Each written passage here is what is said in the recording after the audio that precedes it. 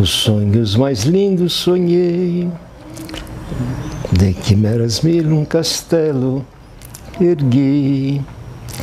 Em teu olhar, tonto de emoção, com sofreguidão mil venturas previ. Teu corpo é luz, sedução. Poema.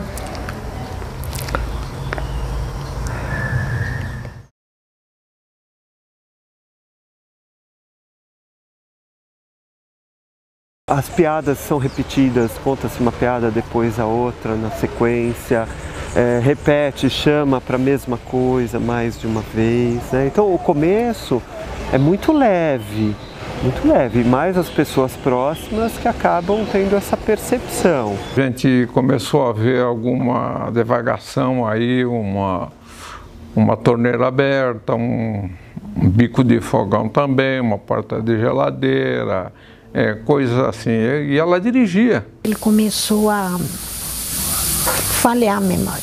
Eu mandava pagar a conta de luz, ele dava o dinheiro para os outros e voltava a conta de luz sem pagar. E foi várias vezes repetindo. Aí um dia eu falei para meus filhos, olha, preciso levar teu pai no médico, porque ele não está com a memória boa. Aí fez o exame, foi certinho, deu o que tinha vai. A doença de Alzheimer é uma demência, então é um processo degenerativo, então as pessoas vão perdendo as capacidades, né? Então, geralmente começa com dificuldades de memória, de atenção, e isso tende a evoluir para outros sintomas, tanto do plano cognitivo como do plano comportamental. É muito difícil falar um tratamento padrão, né? O que acontece é que a doença tem várias fases diferentes. Numa fase inicial, o paciente ainda tem autonomia e não precisa de tanto cuidado, ele pode fazer várias coisas sozinho. Numa fase mais moderada da doença, ele já começa a se expor a algumas situações de risco. Eu tiro, pronto, vem. Eu não vou escorregar, não. Mas eu tenho medo, tá bom? Numa fase mais tardia da doença, com certeza o paciente precisa de ajuda. O paciente pode ficar muito dependente, ele pode ter dificuldade para se alimentar, ele pode ter dificuldade importante de locomoção, alguns pacientes podem ficar acamados e aí eles precisam de cuidado constante. Nossa, essa doença aí judia muito das pessoas que cuidam, mas precisa ter muita paciência, muita calma, porque tem hora que faz coisa que Deus duvida. Meu Deus, é muito difícil. Faz tudo errado. Eu vou falar para você o que ele faz, porque se eu for falar o que eu vou ajudar, ele só vai ao banheiro e come com a mão dele. O resto tudo é eu. Até para pôr a roupa. Eu tenho meus passarinhos. O dia que eu tô meio assim, meio querendo desanimar, eu vou mexer nas plantas. Aí fico umas 2 horas lá fora mexendo nelas, arranco umas plantas. Quando eu entro pra dentro, já eu vou. Então, porque a planta é uma terapia. E já que eu na rotina, eu faço a minha obrigação, mas eu fico de olho nele. Ele vai lá pro portão, a vizinha todo dia me falou, nossa, o senhor Geraldo estava tentando abrir o portão. Eu falei, eu sei que ele tenta abrir o portão. Falei, não, mas está muito bem trancado, ele não consegue. A senhora já pensou em colocar, de repente, em alguma clínica, alguma casa para tratamento? Isso aí eu não tenho coragem. Por quê? Não sei, eu acho que é abandono. Eu penso assim. Só se for na minha farta, aí os filhos é obrigado a fazer, mas eu não tenho coragem. Porque comigo sozinho, nós se dá bem, que ele é meio teimosinho. Aí eu falo, não é para teimar comigo, é para você me obedecer. Então sempre tinha alguém acompanhando. Mas com o tempo o número de pessoas foi aumentando, entre cuidadores, fisioterapeutas e outros profissionais, para manter a saúde dele num estado bom, até que chegou um ponto que eram muitas pessoas e a administração disso começou a ficar muito difícil. E aí surgiu a ideia, a discussão em família, de se buscar uma ajuda especializada. A qualidade de vida que ele ganhou foi muito maior do que se tivesse perpetuado a estadia dele na própria residência. Boa tarde. Boa tarde, filhinho. Oi! Oi. Como vai? Como vai? Como vai? Estou vivo. Isso é ótimo. Dá um beijo. Conforme ele veio para cá, a saúde melhorou. Hoje ele anda, hoje ele fala, ele socializa, hoje ele come sozinho. E é esse tipo de qualidade que a gente deve buscar. 56 anos. 7 filhos. Com a Fabiana, gradativamente no começo, mas ela foi conquistando a Cássia foi se afeiçoando a ela, tudo mais tal. E nessa complacência, nessa aproximação aí, elas se tornaram boas companheiras, tudo mais. Acompanho ela nas atividades, tipo café da manhã, caminhada. Assim, o nosso dia a dia é parceria. A dona Cássia, ela é ativa, né? Então ela não é uma pessoa dependente de ninguém. Então tem que ter muita cautela, procurar não sufocar muito quem tem pessoas portadoras de Alzheimer, porque a pessoa fica agressiva, fica rebelde.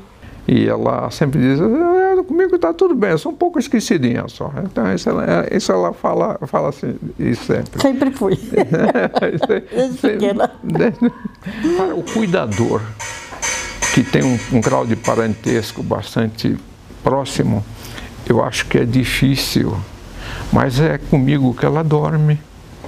Eu sei todos os movimentos dela, eu sinto, foi eu que faço a primeira medicação até a da noite, quando vamos deitar, tudo mais.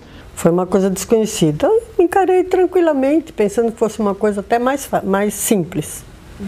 Né? Então não me alarmei, não fiz, né? Não tive mudança nenhuma. Não.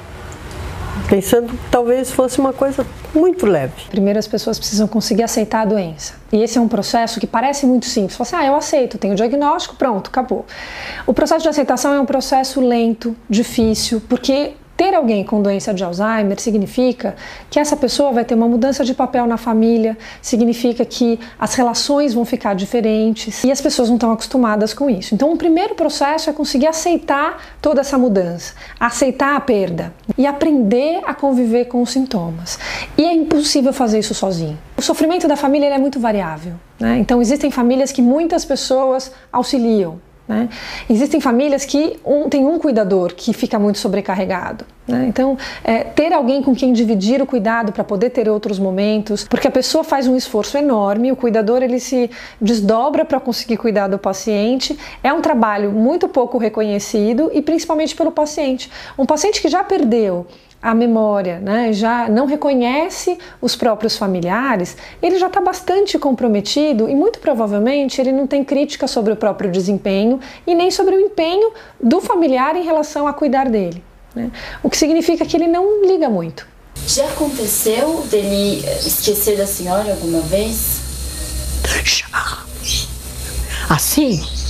Nossa, ontem mesmo ele falou assim, nossa, a Maria saiu e não voltou. Aí eu falei, que Maria? A minha esposa. Eu falei, mas quem sou eu então? Ah, não sei. Você é uma senhora que trabalha aqui. Falei, mas é demais. Mas esquece. Talvez tem hora que ele não conhece os filhos. Ele confunde. Ele se mistura. Um é fora que o outro. O cuidador precisa lembrar pelos dois, né, e cuidar pela história. Então, os cuidadores mais dedicados e que menos se estressam, inclusive, são aqueles que tiveram uma qualidade de relação melhor com os pacientes. Porque sabe que está cuidando pela história que essas pessoas viveram juntas. Sei, eu não tenho preocupação nenhuma. Não sei se é que meu marido também é muito atencioso e tudo, então eu sei que eu estou na mão dele também. Ele é muito inteligente. Tem uma inteligência pai d'éguas, então eu estou tranquila e tomo as atitudes. É uma realidade, temos que enfrentar a realidade, procurar da melhor forma fazer tudo, ser bastante complacente, ser bastante tolerante, ser bastante de ouvidos mocos às vezes.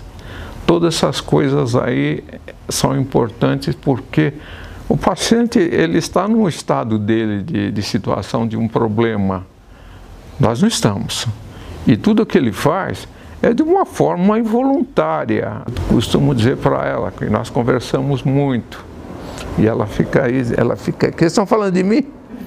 Ela fica... Você vai me pagar. Estou abrindo meu coração, coisas que ela... Estou abrindo meu coração, né? Então, a Fabi comenta qualquer coisa, eu digo para a Fabi, é do jogo. Todos os filhos visitam, todos os filhos estão presentes todas as semanas e a gente com isso nota também que ele fica bastante alegre quando a gente vem e essa alegria perpetua, né? Isso é muito interessante, não é só momentâneo. Embora a perda de memória, a fixação da memória seja ruim, a alegria ela sempre fica por mais tempo quando a gente está pertinho dele. Porque independente de todas as situações possíveis, as preocupações, aí as dificuldades, ainda nós convivemos como marido e mulher. Nós estamos sempre juntos e nos completamos em todos os aspectos. Então isso para a gente, se terminarmos assim, é a Deus que nós agradecemos. Deus, que a gente é católico, a gente tem muita fé em Deus. Então, pego na mão de Deus e falo, Senhor, me dê força. É a única força que a gente arruma.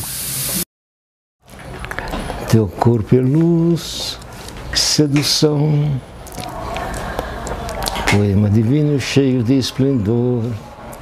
Teu sorriso que em tenebria me encantece, és fascinação, amor.